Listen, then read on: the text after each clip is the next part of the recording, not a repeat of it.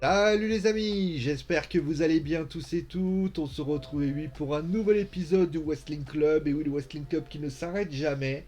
Et 4 sujets d'actualité encore. On va parler d'abord de Ronda Rousey. On va essayer de faire un point justement sur sa situation contractuelle. Ensuite, on parlera également de ce qu'elle pourrait faire si elle faisait son retour au sein de la WWE. Ensuite, on parlera de Zelina Vega et de Carmella et plus précisément du WWE Tag Team Women Tag Team Championship. C'est-à-dire qu'on va justement savoir est-ce que concrètement il y a un avenir pour ces ceintures. On ira ensuite voir Ric Flair. Ric Flair qui a eu des mots très durs principalement envers Nick Khan et également le fait qu'il ne reviendrait pas à la WWE. Est-ce un coup dur pour la WWE? Quel avenir peut justement s'offrir Ric Flair pour sa fan carrière? Et enfin, est-ce que ça peut aussi avoir une conséquence pour Charlotte Flair qui pourrait peut-être décider de prendre la poudre d'escampette pour ainsi dire. Et enfin, la preview de WWE SmackDown. Alors, je ne ferai pas de AEW Rampage preview pour la simple et bonne raison que le show ne dure qu'à peu près 1 heure. Ça serait pas très très pertinent de vous offrir un show par rapport à ça. Après, c'est vrai que le show s'allonge. C'est normal, bien évidemment, que je vous en fasse. Allez, on va commencer tout de suite à parler de Ronda Rousey. Ronda Rousey qu'on n'a plus revue d'ailleurs depuis pratiquement 1 an et demi. Voilà, la dernière fois qu'on l'a revue, c'était à WrestleMania 35. C'était le 7 avril 2019 pour être précis. Et Ronda d'ailleurs avait donc fait un match avec Becky Lynch et Charlotte Flair à Winner Take All. En clair, elle était la championne féminine de Raw, si je me souviens bien. Charlotte avait été la WWE SmackDown Women's Champion. Et pour information, Becky Lynch avait remporté le Royal Rumble. Et à la fin, forcément, dans ce match-là, Becky avait remporté les 2 ceintures. Je crois qu'elle les avait conservées quelques mois, pour ainsi dire. Côté de Ronda, on avait quasiment plus fait trace d'elle. Elle avait été blessée notamment à la main droite ou le bras, enfin la main droite ou la main gauche.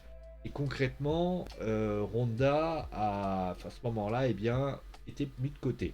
Elle avait déclaré vouloir fonder une famille. Alors, elle avait eu des déclarations extrêmement violentes vis-à-vis de la lutte professionnelle, considérant que c'était plutôt du théâtre, c'était du cinéma, et que ça faisait après quelque chose d'impressionnant. On ne savait pas vraiment ce qui allait se passer, notamment il y avait des rumeurs qui disaient qu'elle allait faire son retour, qu'elle allait se mettre en équipe avec Shayna Baszler, qui est une de ses amies. Finalement, c'est pas du tout ce qui s'est passé. Et puis après, elle est tombée enceinte et a donc accouché dernièrement. Et des rumeurs annonçaient peut-être son futur retour au sein de la WWE. Alors, le truc, c'est de savoir est-ce qu'elle le peut, elle en a envie. Déjà, ça, c'est la première chose. En a-t-elle foncièrement envie? La deuxième chose qu'on va aussi savoir, c'est est-ce que contractuellement, elle est capable finalement de pouvoir revenir à la WWE ou est-ce que son contrat est terminé? Alors justement, on a une petite information qui a été faite, voilà, je vous le donne là. C'est nos collègues de FN Lutte qui ont fait justement ça. En fait, Ronda Rousey donc il y a une question qui avait été posée notamment sur sa situation contractuelle en demandant voilà, est-ce que concrètement elle peut revenir? Parce que faut pas oublier que sans contrat, pas faire grand chose, ça c'est clair et net. Et il se passe qu'elle a répondu tout simplement qu'elle n'en savait rien. C'est une question qu'elle se posait, qu'il fallait donc aller voir un avocat pour ainsi dire. Dernière phrase, là en bas à droite, si vous la voyez, pour ainsi dire. Et donc, concrètement, la question mérite d'être posée. Alors moi je sais, on va commencer directement par parler d'une chose, c'est que normalement la WWE, je crois qu'il prolonge les contrats à durée indéterminée si par exemple le lutteur est blessé. Par hasard, par exemple, Ronda était blessé pendant. Enfin, Rey Mysterio, en 2006, était blessé. Je crois qu'il avait pris un ligament, c'était assez violent. Et donc, Ronda avait. Rey Mysterio avait vu son contrat prolongé. Jeff Hardy, c'était pareil. À chaque fois que vous avez un contrat qui est une blessure. Alors, Sacha Banks, je sais pas. Clairement, c'est peut-être la seule part d'ombre que j'ai. Chaque fois, vous avez votre contrat qui est prolongé pour ainsi dire. Pour le cas de Ronda, c'est plus particulier parce qu'elle n'était pas blessée, elle a juste pris une décision, elle est partie. Est-ce que la WWE finalement a dit finalement je gèle le contrat de Ronda pour concrètement lui permettre de développer ça, ou est-ce qu'elle a son contrat qui perdure et en fait elle ne sera payée que lorsqu'elle fera son retour au sein de la WWE? Ça, malheureusement je ne peux pas le savoir. Tout ce que je peux dire aussi, c'est que je crois qu'elle avait un contrat, elle avait signé de, un contrat de 2 ans, si je me souviens bien. Donc il reste une dernière année de contrat qui a été pas entamée. Donc est-ce qu'il y a eu quelque chose en tout cas? D'après Ronda Rousey, si demain la WWE pourrait compter sur elle, ça serait pas interdit que la WWE et elle puissent discuter. Après la question maintenant c'est est-ce que Ronda Rousey, qu'est-ce qu'elle pourrait faire?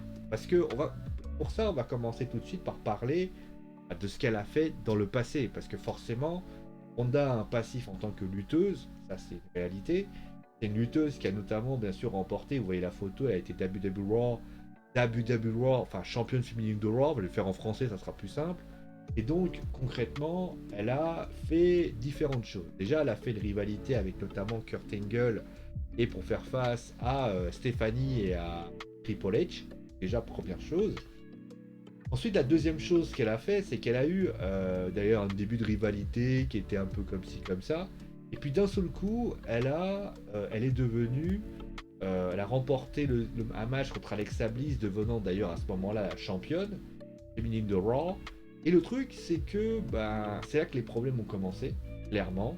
Elle a eu quelques rivalités de ci, de là, mais ça a été de pire en pire parce que Ronda n'a jamais réussi à s'acclimater à ce qu'était le catch américain, clairement. Le catch professionnel a toujours été un problème pour Ronda.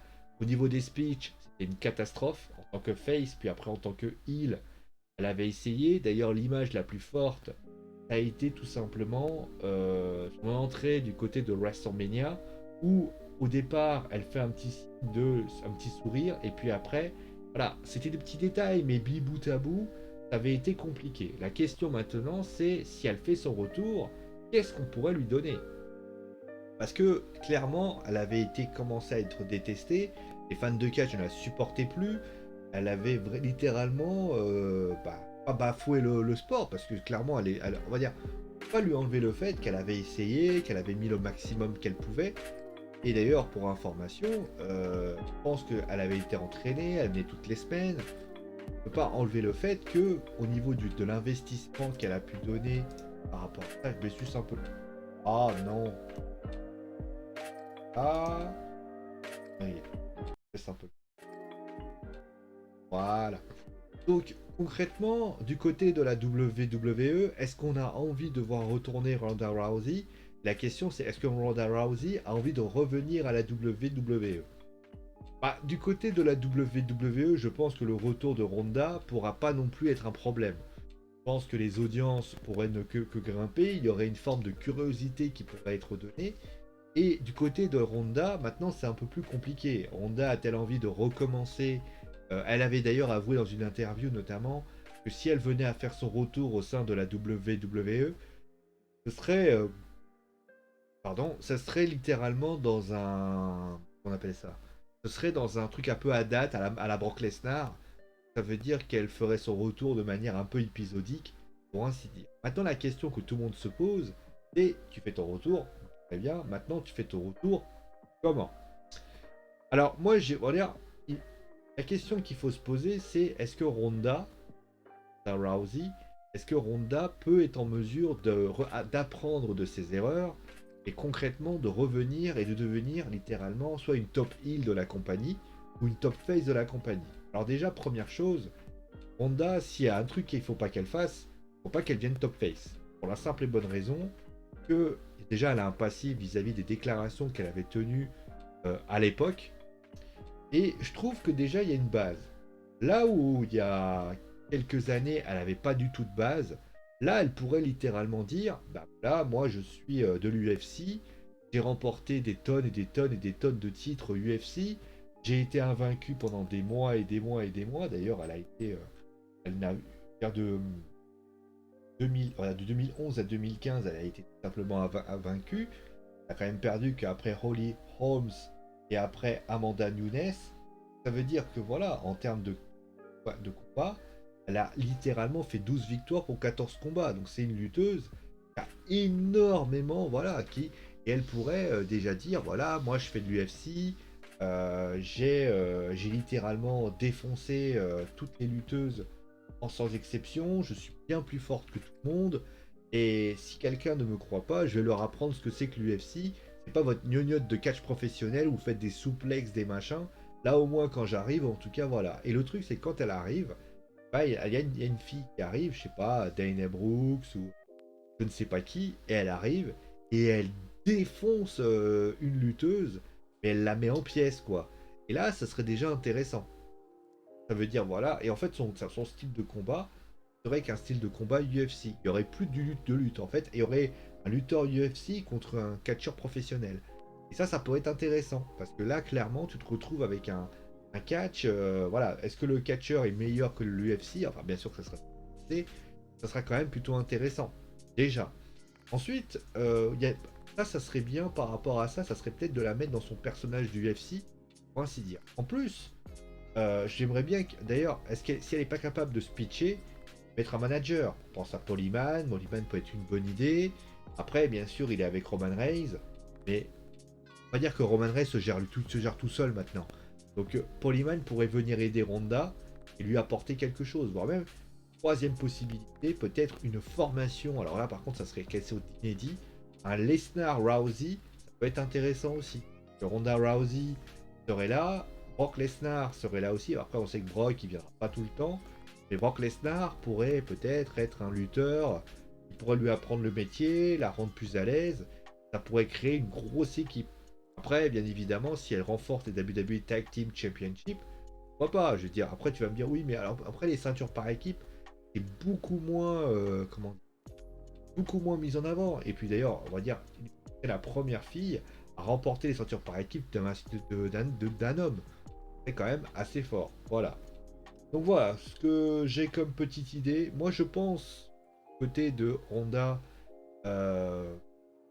faut voir si elle a envie de revenir. Ah, parce que là, elle a un peu botté en touche. Et je pense qu'elle a envie de revenir. Elle a peut-être pas envie de revenir, tout simplement. Elle a peut-être envie de s'occuper de son enfant. Et on peut pas lui en vouloir. Mais en tout cas, ce qui est certain, c'est que si elle revient avec l'état d'esprit quand elle est partie, elle va pas s'en sortir. Par contre, si elle réussit à avoir une bonne gimmick, un bon travail, etc., on va dire ça peut laisser rêveur. Voilà.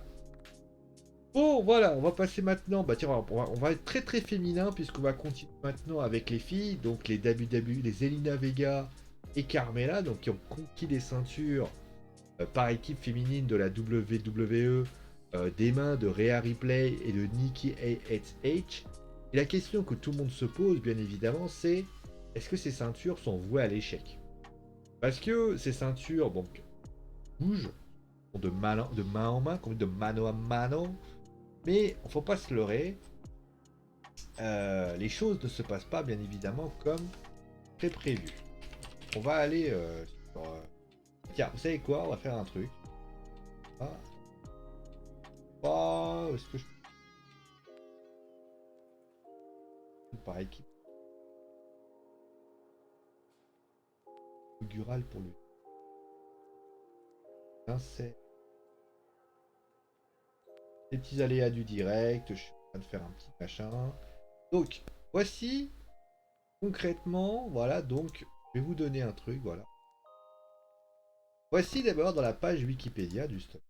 On a les différents personnes qui ont remporté les ceintures, et ainsi de suite, et ainsi de suite. Alors tout d'abord, on constate une chose très intéressante. On constate que donc ça a commencé, donc les titres ont été donc récupérés le 17 février, créés le 17 février 2019. C'est la Boss et Hugs Connection qui l'ont récupéré, donc Sasha Banks et Bailey. Ça n'a pas duré longtemps puisque les Iconics l'ont récupéré par la suite et donc l'ont gardé 120 jours. Ensuite, c'est Alexa Bliss et Nikki Cross qui l'ont récupéré, etc., etc.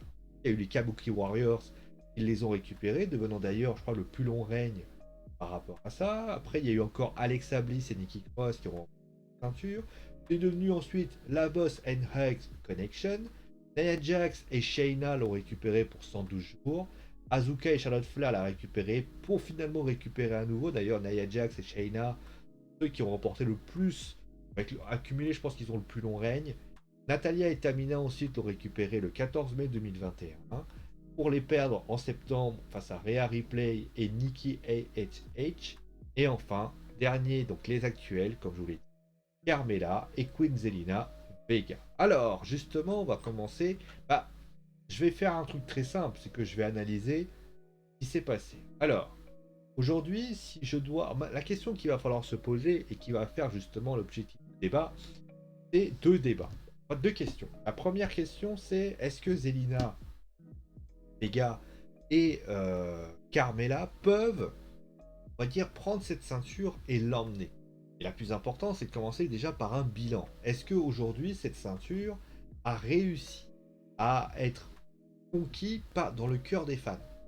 Que cette ceinture aujourd'hui, si on la regarde, est-ce qu'elle donne envie? Que c'est une ceinture que la division féminine s'accroche, s'intéresse par rapport à ça? Malheureusement, la réponse est non. Parce que, on va pas se mentir. Alors déjà, je vous ai d'ailleurs fait un petit tour du propriétaire. D'ailleurs, Nikki Cross, d'ailleurs, je crois qu'elle devient la personne qui a remporté le plus la ceinture. Mais concrètement, le problème de cette ceinture, c'est déjà que, encore pour les garçons, avec les garçons, ça a marché. Parce que les garçons, on va pas se mentir, les garçons, alors vous allez me dire, oui, mais après il y a NXT. Je reviendrai sur NXT après. Le problème des garçons, la qualité des garçons, c'est qu'ils sont nombreux. Donc finalement, le fait que tu sois nombreux, tu peux créer des équipes. C'est pas plus mal. Le truc, c'est que la ceinture féminine, par équipe justement, elle a été créée. Alors certes, vous allez me parler de NXT. Vous allez me dire, ouais, mais regarde NXT, il y a eu quand même des gros matchs. Dakota Kai et Raquel Gonzalez contre Ember Moon et Chotzi. C'est quand même un super match. On était littéralement hypé par rapport à ça, etc., etc.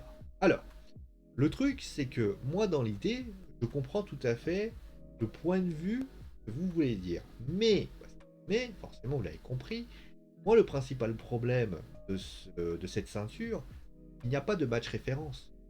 Quand vous prenez NXT, d'ailleurs NXT n'est pas au mieux non plus, hein, on voit que les NXT c'est compliqué, mais il y a toujours, voilà, on met en avant. Par exemple, je crois que tu avais Dakota Kai et Raquel Gonzalez, après il y a eu Shotzi et Ember, maintenant c'est Mandy Rose, attends, il doit y avoir quelqu'un au milieu, mais bon, il doit y avoir Mandy Rose, enfin il y a Gigi Dolin et Jay Jane. Concrètement, ce sont quand même des équipes qui sont quand même assez impressionnantes au demeurant. Et le truc, c'est que les ceintures par équipe donnent aussi une petite aura à la personne qui le détient. Le truc, c'est que les ceintures. Mais vous voyez par exemple Dakota Kai et Raquel Gonzalez. Raquel Gonzalez, finalement, a réussi à quand même avoir un petit trou. C'est quand même pas mal. Le problème, c'est que ces ceintures-là, donc ces ceintures qui ont été proposées, le problème c'est que ça a mis une sacrée zizanie. Déjà, les lutteuses qui ont récupéré. Déjà, première chose, le fait que déjà ça a fait que Sacha Banks a boudé pendant pratiquement 6 mois. Bon, ça c'est une autre histoire. Mais il y a un truc qui m'a le plus gêné dans cette histoire, c'est que souvent, c'est des championnes qu'on essayait de faire, qu'on ne faisait quasiment oublier les ceintures. Le cas le plus concret, par exemple, c'est les Iconics.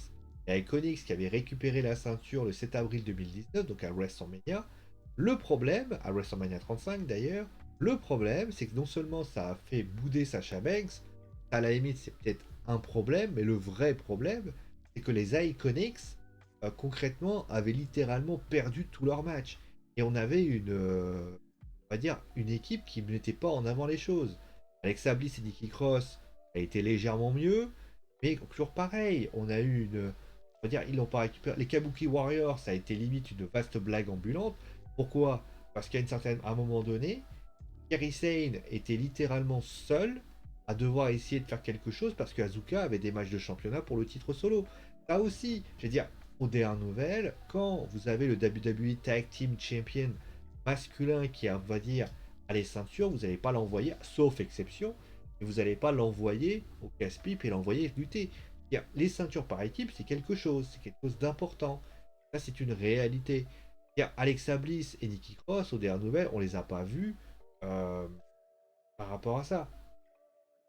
Donc voilà, clairement, Nia Jax et Shayna, voilà, ça a peut-être été pareil, ça a été pas intéressant, mais on les a pas assez vus défendre les ceintures. Et forcément, ça en arrive au deuxième point, les matchs. Parce que quand vous aviez des matchs entre, par exemple, je sais pas, la Broken Rock Connection avec Alexa Bliss et Nikki Cross, le seul gros match que j'ai eu la chance de voir, c'était Nia Jax et Shayna qui faisaient face à Tamina et Natalia. C'est le seul match que j'ai trouvé impressionnant. Reste quand même assez est mauvais. Oh, c'est...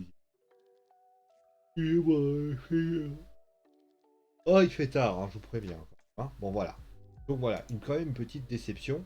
Et la question c'est, est-ce que Zelina et Carmela peuvent réussir là où tous les autres ont raté? Alors déjà, première chose, je pense que déjà, ils n'ont rien à perdre de vouloir tenter quelque chose. Zelina, c'est vraiment une consécration, puisque Zelina, elle y est, hein, elle est en train de faire un beau putsch, honnêtement, elle a sa couronne, les choses vraiment qui se mettent en place. D'ailleurs, elle a remporté le premier King of the Ring. Carmela, on la connaît, et puis, ça lui permet notamment d'avoir une petite exposition, et justement, ça c'est pas si mal que ça. Donc, il y a de la satisfaction dans ce que je viens de dire. Le problème, c'est que si Boss and Hug Connection est quand même considérée comme l'une des rares équipes qui ont été formées, n'a pas réussi à s'en sortir, même si voilà, et que les Kabuki Warriors n'ont pas réussi, moi je vois pas en quoi Zelina et Carmela réussiront. Zelina et Carmela, ce sont peut-être des bonnes personnes, mais on connaît, Zelina a une lutte de lutte qui est assez intéressant, Carmela fait ce qu'elle peut, mais concrètement, moi j'ai quand même très très peur de ce que les choses pourraient être faites. Vous voyez par exemple, les ceintures par équipe, là où on va dire entre la transition avec Rhea Ripley et Nikki ASH, c'est parce que Rhea Ripley commence petit à petit à aller se diriger vers les ceintures individuelles, donc il faut lui retirer les ceintures, et pour ainsi dire voilà. Mais malheureusement, je suis pas extrêmement rassuré au vu de ce que je peux voir. C'est vraiment une équipe, de mon point de vue, ne va pas me rassurer du tout. Et après, je leur souhaite de me donner tort, hein. Je pense que Carmela et Zelina, qui réussissent à lever la ceinture, ça peut être que bien.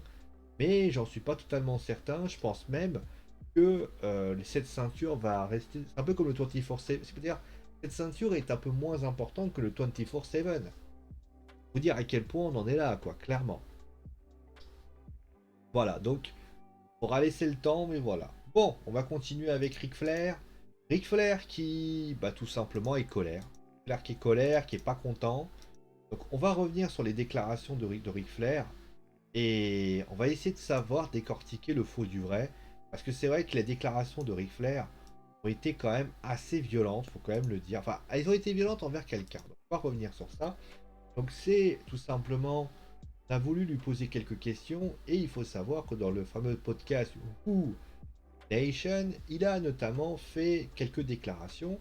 Il a d'ailleurs indiqué que euh, voilà, il a parlé avec Vince McMahon, que si quelque chose ne se passait pas bien, il irait pas dans une autre fédération. Le truc, c'est que la WWE, suite à des problèmes judiciaires qu'il avait eu notamment, on l'a retiré des intros et certains produits qui étaient à son effet a été retiré du www.shop.com. Et là, à ce moment-là, il a répondu cette phrase: il n'y a aucune discussion. Je prends note de parole et j'ai dit à Vince McMahon qu'à moins qu'il fasse quelque chose de vraiment stupide, vous n'allez plus jamais travailler pour la concurrence. Sauf qu'ils ont fait quelque chose de vraiment stupide. Alors maintenant, cette porte est ouverte. Mais je n'ai pas certainement pas parlé à Tony Khan. Je n'ai pas entendu un mot de part. Je regarde tous les shows, j'apprécie les athlètes et les personnes qui y travaillent. Moi, je ne discute pas activement avec qui que ce soit. Mais oui, j'irai travailler avec Tony Khan et je ne retournerai jamais à la WWE. Forcément, c'est relié bien évidemment à ce qui s'est passé, son enlevé au niveau de l'intro, etc. Voilà, clairement, qui est pas passé. Pas passé et forcément, voilà, les choses ont été faites. Alors, est-ce que en tant que tel, c'est un coup dur pour la WWE de se débarrasser de Ric Flair? Enfin, même si je dis débarrasser, vous avez compris.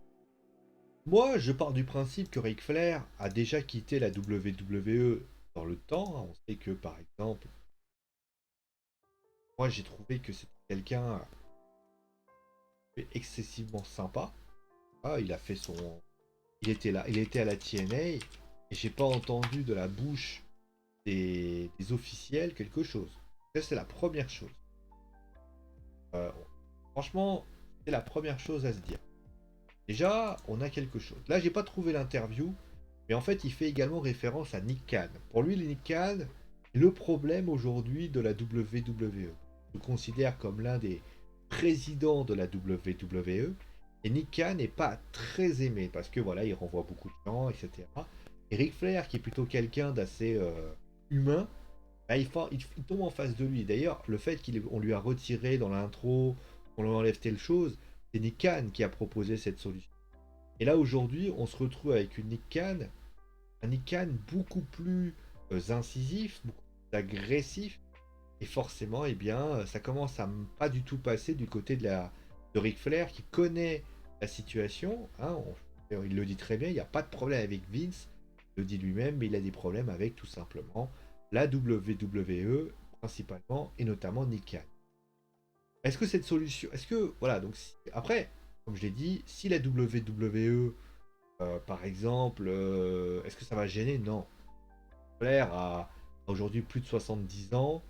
C'est pas Ric Flair qui va, excusez-moi de dire ça, hein, mais Ric Flair, on va pas se lever le matin, on va pas dire ah là là là là, il a 72 ans, on ne sera pas sur un ring, même s'il y a eu des rumeurs comme quoi il allait peut-être remonter sur le ring.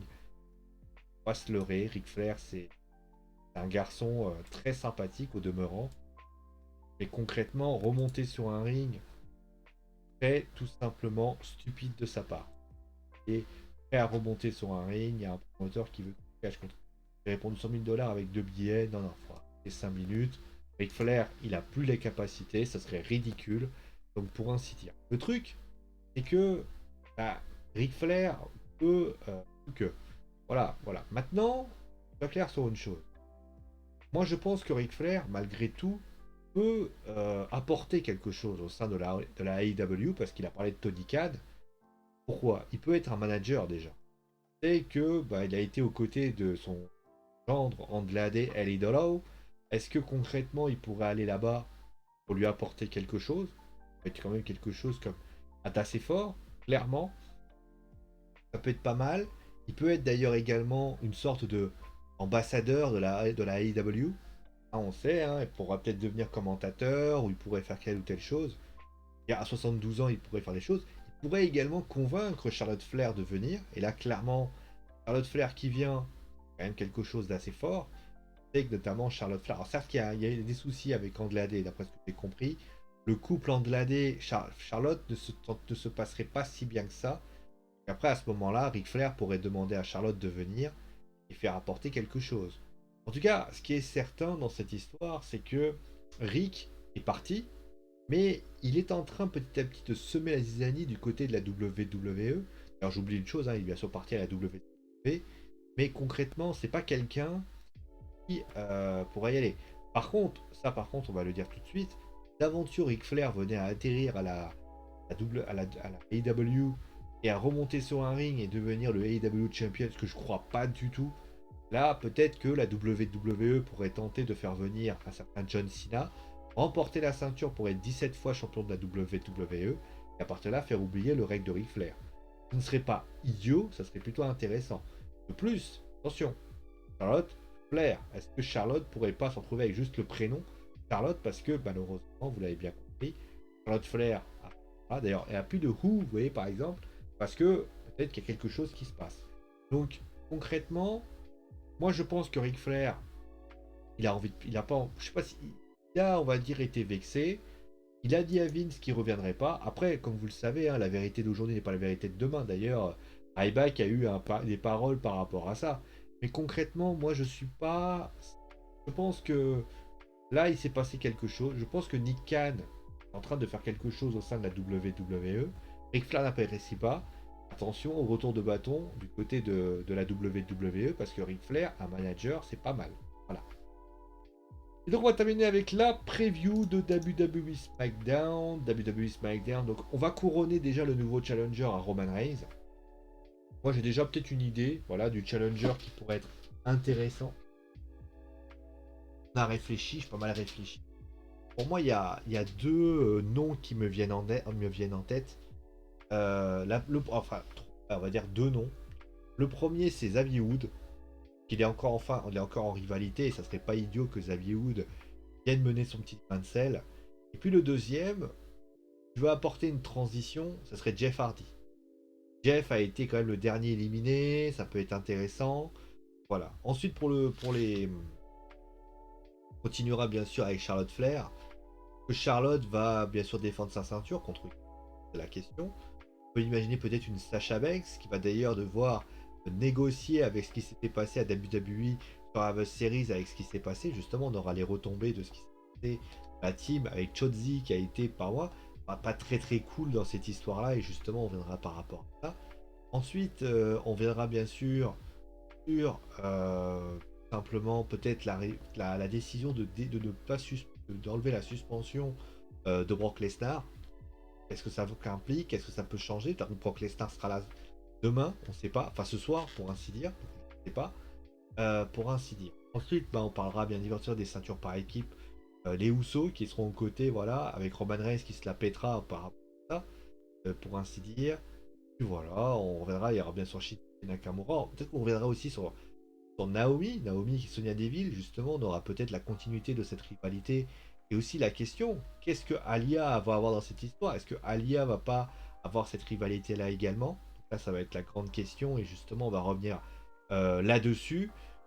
Voilà, on va tranquillement voir tout ça. En tout cas, voilà. Donc voilà, c'est la fin de l'émission, en tout cas. On va se retrouver, bien sûr, demain, hein, bien sûr, pour le débriefing des deux shows en question. On va discutera par rapport à ça. Il y a d'autres activités qui se passent, bien évidemment, je vous en tiendrai au courant. Moi, bien sûr, alors pour information, pour dimanche, il n'y aura pas d'information. Ce qu'on va faire, c'est qu'on va faire ce qu'on appelle le Power Ranking Wrestling Club, dans le sens où on va tout simplement juger. Ça va être une petite gymnastique assez sympa.